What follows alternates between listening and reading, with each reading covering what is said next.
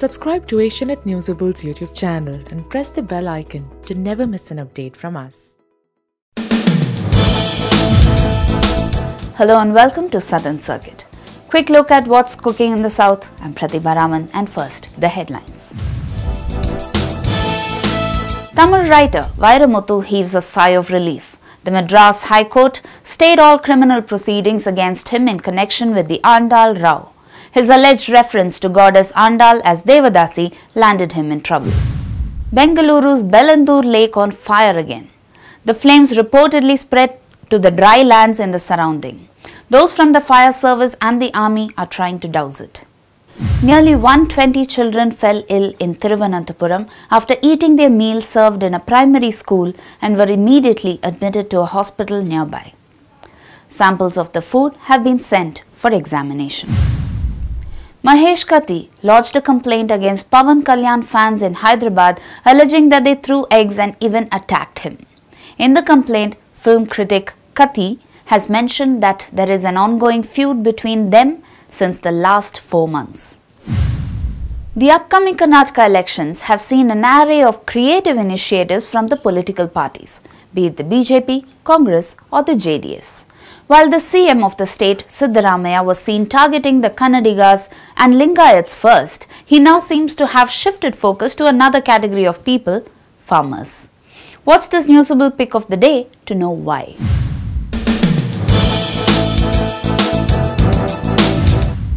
It's the Millet Mela that Bengaluru and the Karnataka government are busy with.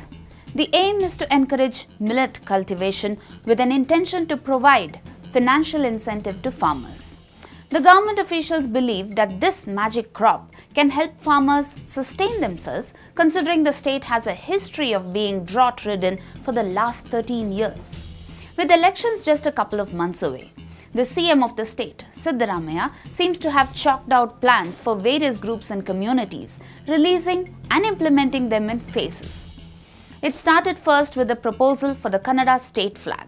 In fact, sources say that the plan will soon see the light of day. His focus on Kannadigas gained strength as the action against non-Kannada hoardings saw momentum in the state. Then came Lingayats. The claim for a separate religious identity, given the necessary support by Siddaramaiah, sparked a debate that is still raging on. The dominant community of the state is truly divided in its opinion and could play a crucial role in the elections. That leaves the CM next with the farmer community. Having been targeted for the rising number of farmer suicides in the state, a measure taken to negate that could be this millet move. Can the drought-resistant crop shower the CM with the much-needed luck to quench his desire to retain power?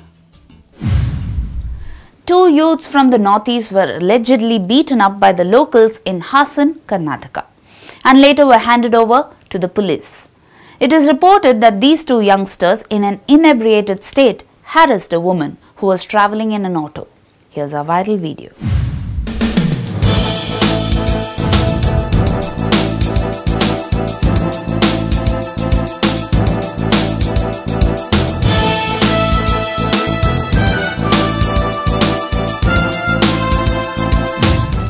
Our country, India, is infamous for many reasons. One major reason being the delayed justice for those who protest for an indefinite number of days. A few agitate for fairness for their loved ones, while a few stage a protest for a decent job. But only a few, like Justice for Srijit, create sensation loud enough to be heard by the bigwigs. How long it takes for an ordinary citizen to seek justice in India?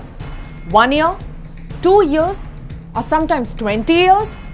The answer to it depends on a lot of factors, which is a debate for another day. Today's question stands as to how long it takes for an ordinary citizen to get noticed while in a state of protest in Kerala. 10 days? 20 days? Or a year? No. It takes 300 days, 766 days and at times 900 days for the state government to take note of the protester, despite the location of the protest, be it in front of the secretariat or on the pavement of any street.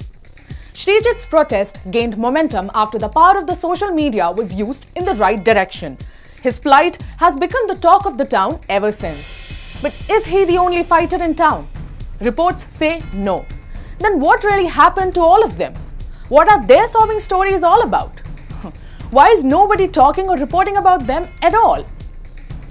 Suresh was protesting since 390 days on the most famous pavement in Kerala along with his wife after he lost his 3-month-old daughter in 2016 due to the alleged criminal negligence by a handful of postgraduate students in SAT Hospital, Trivandrum.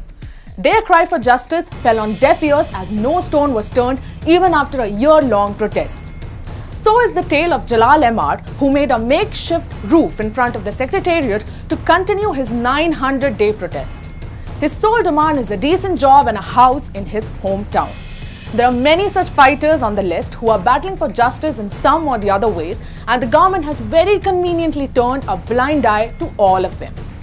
These struggling souls are not even on the radar of the government officials. None of the celebrities walked to them.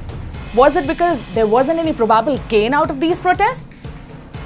So here's a small suggestion to all the celebrities and to the Kerala state government. It would be nice if you don't use your influential voice for the voiceless only when it's convenient for you. That's all on Southern Circuit. See you next week and have a fun weekend. And remember, stay logged on to newsable.com.